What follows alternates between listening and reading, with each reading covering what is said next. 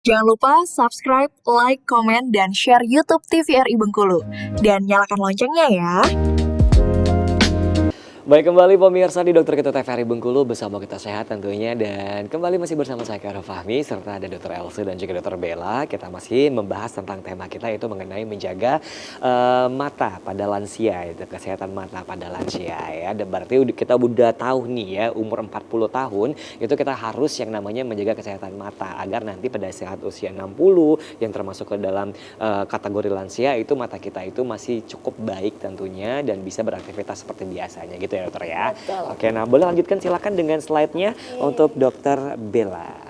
Selanjutnya tadi ya, kita itu udah bahas tentang presbiopi ya. Presbiopi ini secara fisiologis memang nanti lebih dari usia 40 kita akan mengalami semuanya. Tapi kadang-kadang memang kok udah 45 nggak pakai kacamata gitu ya. Kadang-kadang agak ngebandel dikit ya. Kalau misalnya kayak masih kelihatan kok karena dia hanya positif 1 gitu ya. Nah sebenarnya presbiopi ini memang adalah gangguan akomodasi pada usia lanjut yang terjadi akibat kelemahan dari otot matanya ya. Otot matanya sudah mengalami kelemahan otot akomodasi dan juga lensa mata kita itu tidak kenyal atau sudah berkurang nih elastisitasnya gitu ya karena akibat adanya sklerosis dari lensa itu sendiri.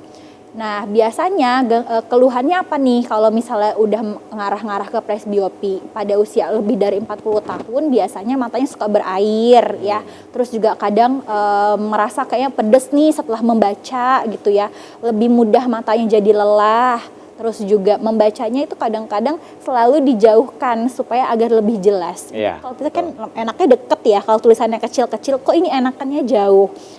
Nah itu sudah mengarah ke gejala presbiopi dan juga sulit untuk melihat dekat terutama pada malam hari ya atau ruangan yang kurang terang gitu. Nah untuk presbiopi sendiri memang dibutuhkan kacamata yang lensanya positif ya. Nah ini juga sesuai umur. Jadi kalau misalnya udah usianya itu 40 tahun seharusnya sudah memakai kacamata positif 1 ya. Jadi positif 1 itu normal pada usia 40 tahun gitu. Terus kalau misalnya 45 tahun 1,5 ya pokoknya pertambahan 10 tahun akan naik jadi 1 gitu ya. Jadi kalau udah usia 50 tahun udah ngerasa kayak matanya kabur ya kalau ngelihat itu. Nggak apa-apa, berarti memang sudah sepantasnya memakai positif 2 gitu ya. Harus ditambah ya. Betul ditambah. Nanti usianya nambah lagi memang sudah harus ganti kacamata lagi. Dan ini fisiologis atau normal ya.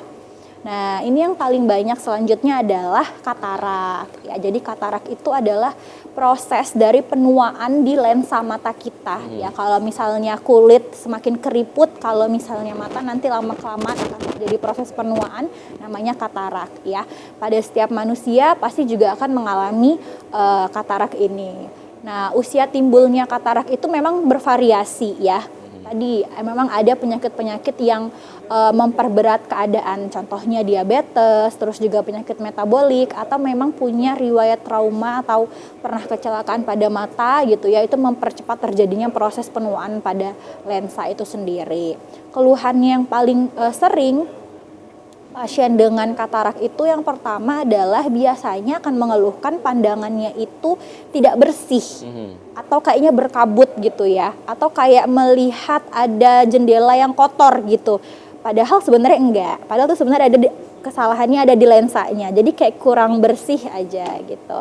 Terus juga silau terutama pada siang hari dan dia malah lebih jelasnya itu melihat pada malam hari ya. Selanjutnya penurunan penglihatan pada kondisi yang cahayanya kurang tadi ya. Kalau misalnya kurang cahaya jadi sulit juga.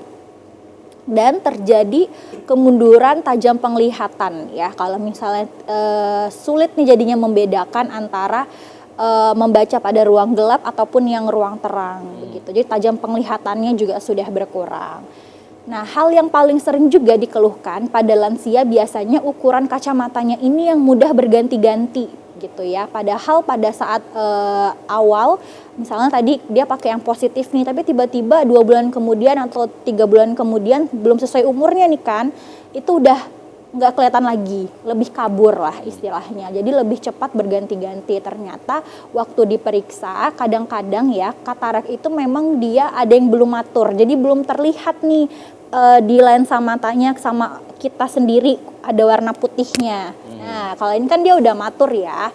Nih ada yang putih-putihnya itu kadang-kadang gejalanya itu kadang dia cuma sedikit dulu sebelum segede ini gitu ya. Putihnya itu belum seluruh dari kelihatan dari mata kita yang hitam ini gitu. Jadi kadang-kadang kirain cuma rabun dekat aja gitu. Ternyata itu memang belum matur. Kalau sudah matur nanti dia sudah kelihatan nih keputihan di lensa mata. Yang ini yang biasanya memang operasi katarak begitu ya. Kalau misalnya dilihat gambarannya pada orang yang katarak tuh gimana, kurang lebih yang kayak gitu ya. Kalau kita yang normal jelas di sebelah kanan, kalau yang pada katarak kelihatan nih kayak rabun kurang bersih gitu ya dan kurang gitu ya. Jelas. Gitu. Jadi ini biasanya memang pada usia lansia paling sering adalah katarak. Selanjutnya adalah glaukoma ya. Kalau glaukoma itu adalah gangguan pada sarafnya karena tekanan bola matanya itu terlalu tinggi ya. Kalau ini banyak bisa penyebabnya karena ada darah tinggi itu juga bisa, ataupun diabetes itu juga meningkatkan gangguan saraf pada bola matanya seperti itu. Dan ini glaukoma juga istilahnya adalah pencuri penglihatan ya. Jadi lama-kelamaan tuh lapang pandangnya itu akan semakin mengecil kalau dilihat ya.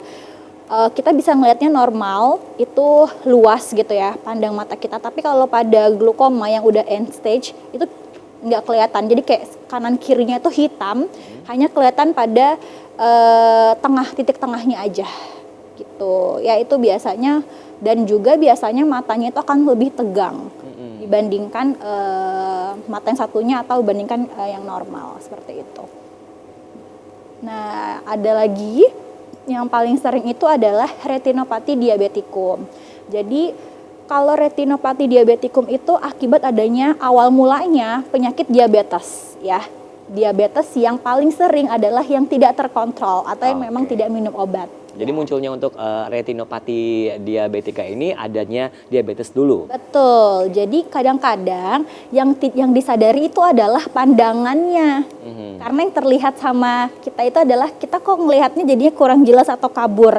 Ternyata waktu dicek akibat pandangannya itu karena diabetesnya gitu ya. Tapi sebenarnya diabetes itu kan dia udah untuk menimbulkan komplikasi retinopati itu dia sudah lama gitu ya. Jadi diabetes yang tidak terkontrol atau obatnya yang kurang adekuat seperti itu menimbulkan komplikasi. Salah satunya itu adalah retinopati diabetikum ini gitu. Dan ini dia langsung mengenain pada gangguan pembuluh darah di retinanya gitu ya. Jadi nanti tiba-tiba kadang kan pasien-pasien yang diabetes tiba-tiba buta. Ya, jadi memang karena pembuluh darah pada retinanya itu yang diserang, sedangkan retina itu adalah pusatnya untuk kita melihat dengan jelas seperti itu.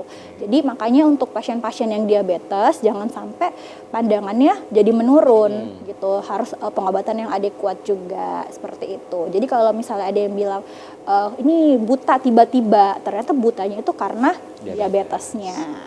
Nah, itu yang harus diwaspadai juga ya. Selanjutnya adalah ARMD ya, atau Age Related Macular Degeneration. Ini juga terjadi sesuai dengan usia ya. Jadi pada usia 50 sampai 65 tahun ini pada kasus ARMD itu terjadi peningkatan makula, yang makula itu fungsinya adalah untuk melihat warna gitu ya, atau juga melihat warna yang lebih jelas gitu. Nah, kerusakan pada makula itu dia akan mengakibatkan seseorang ini gangguan pemusatan penglihatan. Jadi gak fokus gitu penglihatannya dan warnanya jadinya kabur-kabur seperti itu. Jadi kayak samar-samar, terus juga kadang pencitraannya jadi salah gitu ya, kayak jadi salah warna, terus juga benda yang dilihat kurang jelas seperti itu. Terus juga melihat benda yang ukurannya kecil, maka dia akan melihat lebih kecil dari benda itu, seperti itu. Nah, ini contohnya ya. Jadi kalau misalnya normal, kalau nggak ada gangguan di makula, dan makula itu posisinya di dalam ya, nggak kelihatan dari kasat mata gitu. Tapi tiba-tiba pasiennya mengeluh sebenarnya normalnya adalah pohon yang warna hijau bagus, terus pada yang punya gangguan ARMD ya itu nanti melihat warnanya tuh ada tambahan warna atau dia lebih mengecil atau jadinya nggak kelihatan sama sekali kayak yang di ujungnya, jadi kayak hijaunya itu tertutup gitu sama warna kehitamannya, jadi dia kurang deskripsi warnanya juga kurang baik. Oke, Ya. RMD ini sama dengan buta warna? Oh beda. Oh, beda? Iya beda Oke. ya. Jadi kalau buta warna itu biasanya kan dia memang sudah ada dari genetiknya ya, dari kecil sudah bisa dideteksi. Tapi kalau untuk KRMD memang kerusakan makulanya itu pada usia lanjut, pada usia 50 sampai 65 tahun. Oke, baik. Kita mau jadikan dulu dokter, nanti kita lanjutkan kembali. Baik pemirsa, tetap bersama kami di Dokter Kito TVRI Bengkulu, bersama kita sehat.